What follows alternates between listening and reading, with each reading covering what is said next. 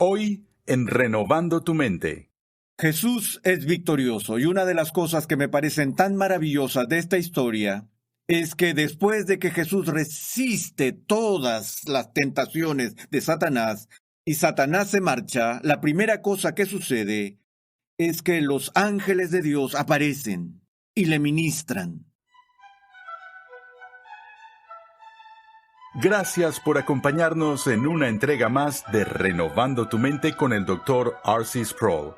Hoy presentamos el capítulo número 5 de esta edificante serie titulada Del polvo a la gloria, Nuevo Testamento.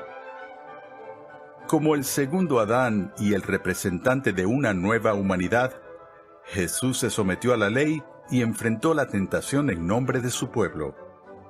Regresemos al aula de clases con el Dr. R.C. Sproul en la voz de Pepe Mendoza mientras explica cómo Cristo confió en la palabra de Dios y la cumplió por nosotros. Hemos mencionado que los evangelios nos dan poca información acerca de los primeros años de la vida de Jesús. Oímos de su infancia, lo vimos en el templo cuando tiene solo 12 años, y luego la próxima vez que vemos a Jesús es cuando viene al río Jordán para ser bautizado por Juan, y él ya tiene 30 años. Ahora, la Biblia nos dice que él creció como hijo de José y María, y que presuntamente se crió en un ambiente de carpintero. Y eso nos puede llegar a confundir un poco. Es fascinante que cuando nos fijamos en las enseñanzas de Jesús, en las parábolas que enseña, por ejemplo, que él continuamente ilustra su material tomando de los patrones normales de la vida de su época, con muchas referencias a la agricultura. Pero la referencia número 1 en las enseñanzas de Jesús de imágenes extraídas de la sociedad de su tiempo viene del campo de la albañilería. Y eso podría sorprendernos un poco porque no nos imaginamos a Jesús como parte del negocio de la construcción, sino más bien que había sido un carpintero. Pero ahí está el asunto. El carpintero en esos días no era simplemente un ebanista o uno que trabajaba con madera, sino que era principalmente un constructor. Y era una tarea bastante ardua, donde los árboles eran talados por el carpintero y los dejaban listos para los bloques de madera, y se usaban grandes piedras para la construcción y tareas similares. Y en esos días no se contaba con un equipo sofisticado que ahorre esfuerzo, tales como los que tenemos hoy. Así que la suposición de los historiadores es que Jesús, debido a este tipo de ambiente durante su juventud, habría sido bastante fuerte y un ser humano bastante firme. Él probablemente habría sido muy musculoso como resultado de la profesión en la cual él mismo había sido entrenado. Bueno, en todo caso, hemos visto parte de la importancia del bautismo de Jesús en el sentido de que vino, se presentó a sí mismo a Juan en el río Jordán, y Juan protestó en contra de bautizar a Jesús, sino que quería que Jesús lo bautizara a él. Y recordamos que Jesús dijo: permítelo ahora, porque es conveniente que cumplamos así toda justicia. Y ahí está la importancia del bautismo al Jesús estar dispuesto a someterse voluntariamente a cada dimensión de la ley de Dios. Pero hay otro elemento importante que tenemos que entender con relación a su bautismo, porque se nos dice que en el momento de su bautismo, el Espíritu Santo desciende del cielo en forma de paloma sobre Cristo. Esta es su ordenación. Esta es la comisión divina de su vocación mesiánica. Esto sucede cuando el Espíritu del Señor viene sobre él para que venga a ser el ungido de Dios o el Cristos de Dios, porque el título Cristo significa el ungido. Así que Jesús es ahora ungido para el ministerio y él es ordenado por Dios y apartado para empezar la vocación para la cual él había sido enviado al mundo en primer lugar.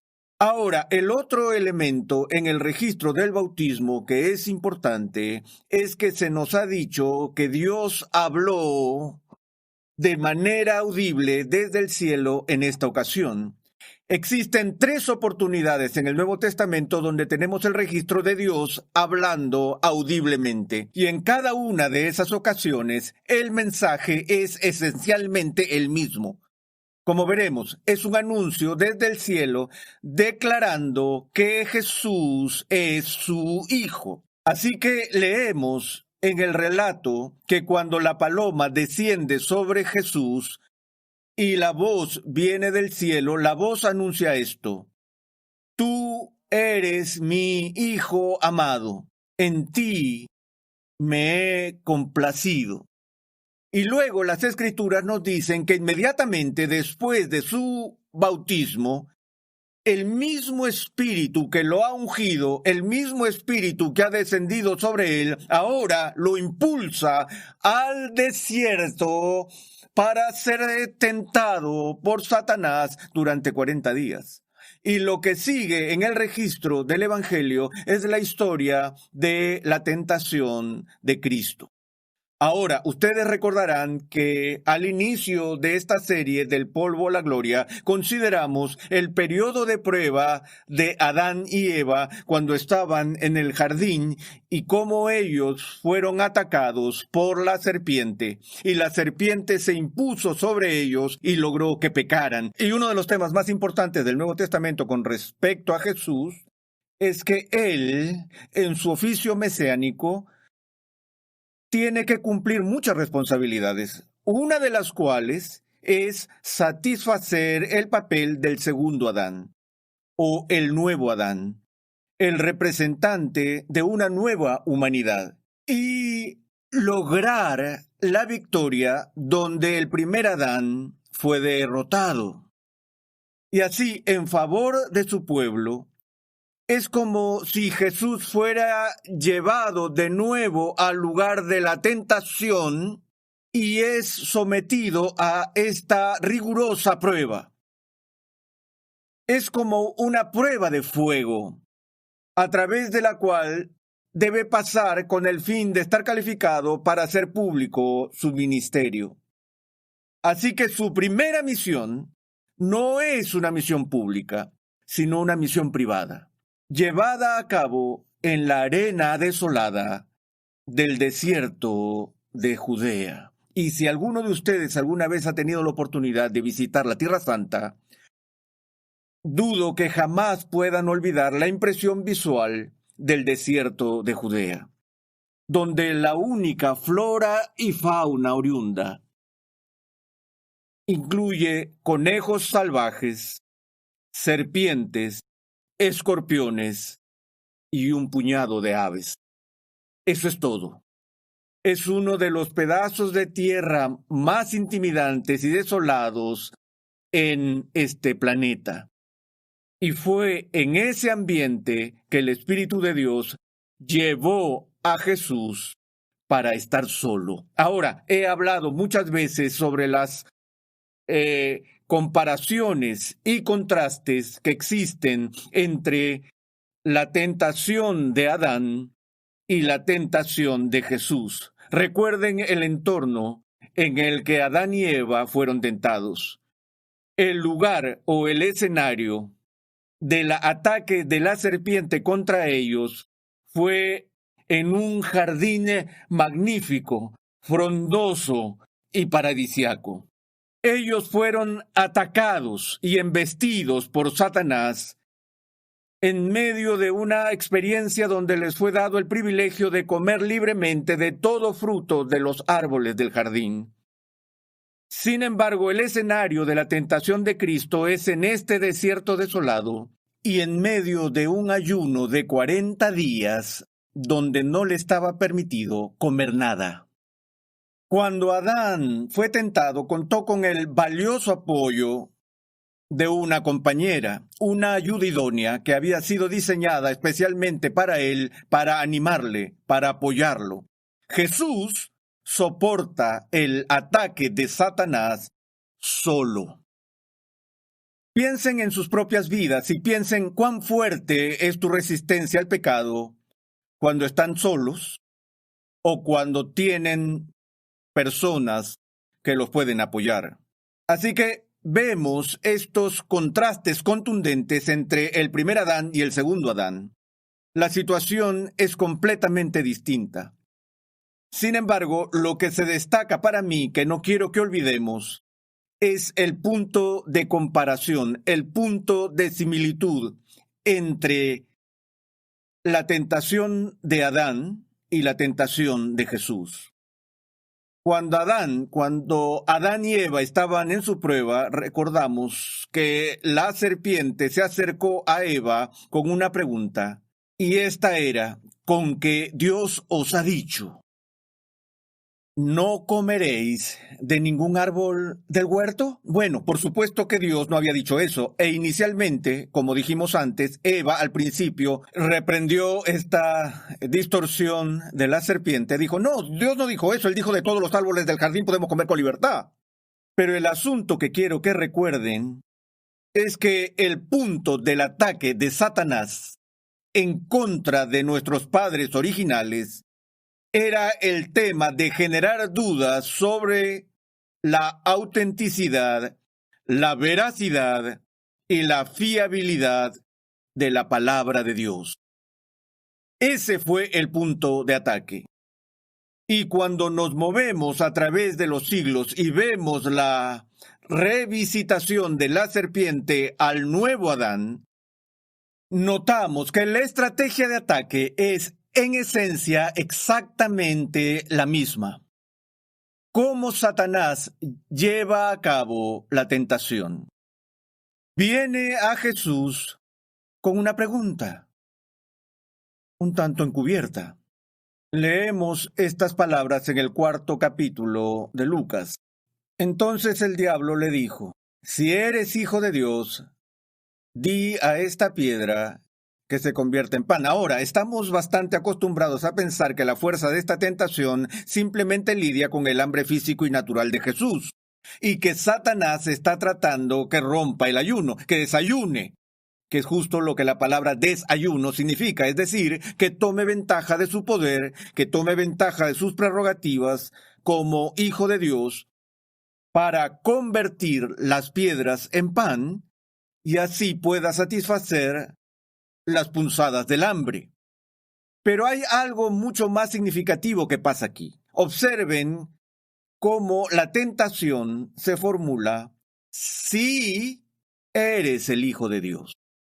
Bueno, así es como se ha traducido esta palabra, sí.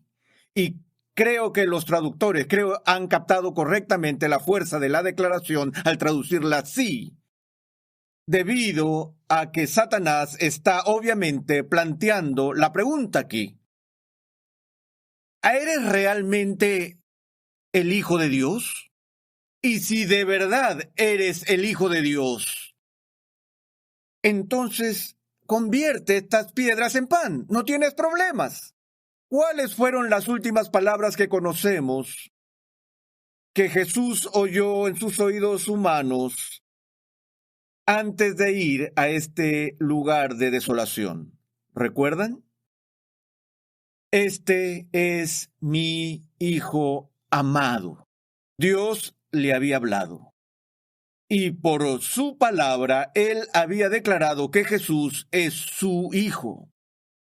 Y ahora el primer asalto contra su integridad y en contra de su misión es un asalto a la confianza, la fe y la seguridad de Jesús en la palabra de Dios.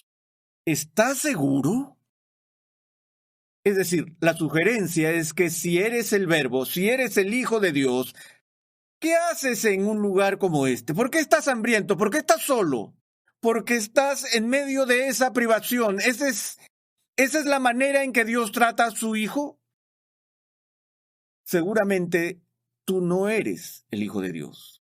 Es interesante para mí que Jesús entiende la importancia de la pregunta, la cual podemos derivar de su respuesta. Jesús le responde diciendo, está escrito, no solo de pan vivirá el hombre.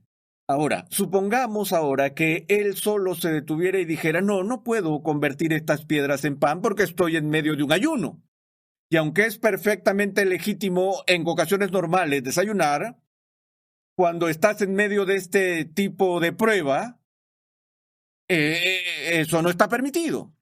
Así que eso está bien conmigo. Puedo sobrevivir en estos días sin ningún tipo de alimento físico, si eso es lo que Dios quiere que haga. Después de todo, Satanás, el hombre, no solo vive de pan. Pero luego él termina con esta declaración, sino que de toda palabra que procede de la boca de Dios. Es como si Jesús está diciendo, soy el nuevo Adán. El primer Adán no duró mucho tiempo viviendo por la palabra de Dios. Pero mi tarea, mi vocación, es la de cumplir el destino y el propósito original de la raza humana, de vivir sobre la base de cada palabra que sale de la boca de Dios. ¿Y qué es eso en comparación con el pan? Entonces Jesús enfoca la pregunta en su respuesta a Satanás, poniéndola en obediencia a la palabra de Dios. Ahora necesitamos entender eso porque espero que no estemos estudiando esta visión general de las Sagradas Escrituras del polvo a la gloria solo por un tipo de interés casual en un documento histórico. Estoy convencido de que lo que estamos mirando aquí es nada menos que la palabra escrita de Dios. Y estamos obligados no solo a conocerla, sino a vivir por ella. De toda palabra que viene a nosotros de parte de Dios. Entonces el diablo le llevó a un alto monte y le mostró todos los reinos del mundo en un momento de tiempo. Y el diablo le dijo, todo este dominio y su gloria te daré, pues a mí me ha sido entregado y a quien quiero se lo doy. Por tanto, si te postras delante de mí, me adoras, todo será tuyo. Respondiendo Jesús le dijo, vete, Satanás, porque está escrito, al Señor tu Dios adorarás y a solo a él servirás. Es como si Satanás estuviera diciendo, mira, si eres hijo de Dios, ¿por qué deberías tener que sufrir para ser un rey? ¿Por qué deberías pasar por la humillación a fin de experimentar la exaltación? ¿Te la puedo dar sin dolor, sin sufrimiento, sin humillación y sin que te conviertas en el siervo sufriente de Dios? Estoy a cargo de todos los reinos de este mundo.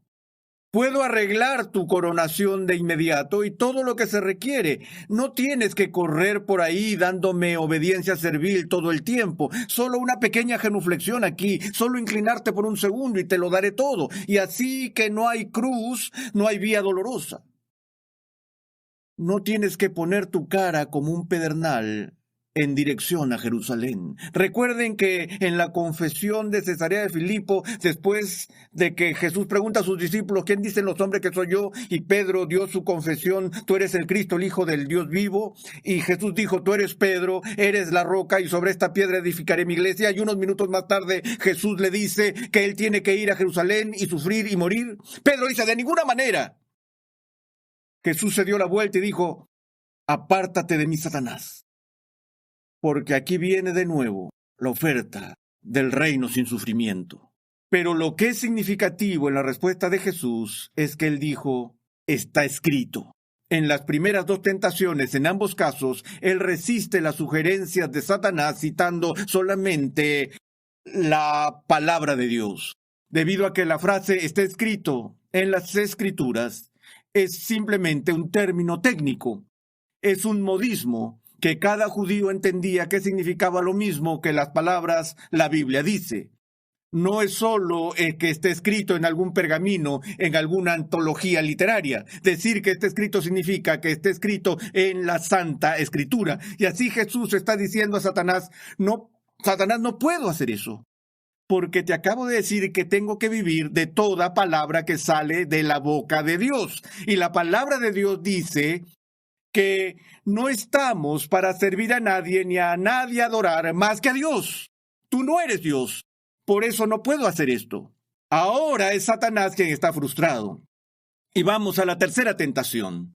Él es llevado a Jerusalén y lo puso sobre el pináculo del templo y le dijo, si eres hijo de Dios, lánzate abajo, pues escrito está, a sus ángeles te encomendará y en las manos te llevarán, no sea que tu pie tropiece en piedra. Satanás es más sutil que cualquiera de los animales del campo. A Jesús le gusta citar la Sagrada Escritura. A Jesús le gusta armar su defensa apelando a la Biblia. Satanás conoce la Biblia. Está cansado de oír a Jesús decir, está escrito, está escrito. Satanás dice, oye, sé lo que la Biblia dice. Está escrito. La Biblia dice que Él traerá a sus ángeles y los mandará sobre ti para que no tropieces con tu pie en piedra. Así que vamos a ver si la palabra de Dios es verdad. Vamos a ver si lo que allí está escrito realmente va a pasar. Deja que te arroje desde el pináculo del templo y vamos a esperar que los ángeles te atrapen. Veamos si la Biblia es verdad. Ahora Jesús dice, pero Satanás, no solo tenemos que creer en la naturaleza de la autoridad bíblica, sino que también tenemos que entender la hermenéutica correcta, las normas de interpretación de la Biblia. Y la regla básica general de la interpretación bíblica es que la Escritura interpreta a la Escritura y nunca se debe usar una porción de la Escritura en contra de otra porción de la Escritura. Y lo que me has dado es solo una parte de lo que dice la Biblia. Sí, la Biblia dice que a los ángeles se encomendará, que se harán cargo de mí, todo lo que la Biblia dice, pero también dice, no tentarás al Señor tu Dios. No puedes poner al Señor a prueba. Y si salto de este templo, estoy poniendo a prueba a Dios y no se me permite hacer eso. En realidad, Satanás, lo que se supone que tengo que hacer es confiar sin saltar que Dios, de hecho, cumplirá su palabra. Cuando el diablo hubo acabado toda tentación, se apartó de él por un tiempo. Jesús es victorioso y una de las cosas que me parecen tan maravillosas de esta historia es que después de que Jesús resiste todas las tentaciones de Satanás y Satanás se marcha, la primera cosa que sucede es que los ángeles de Dios aparecen y le ministran, por lo cual Dios muestra la prueba de su propia palabra. Los ángeles estuvieron allí todo el tiempo. Jesús no tenía que saltar del templo. Y la palabra de Dios se cumplió cuando llegaron los ángeles y le ministraban.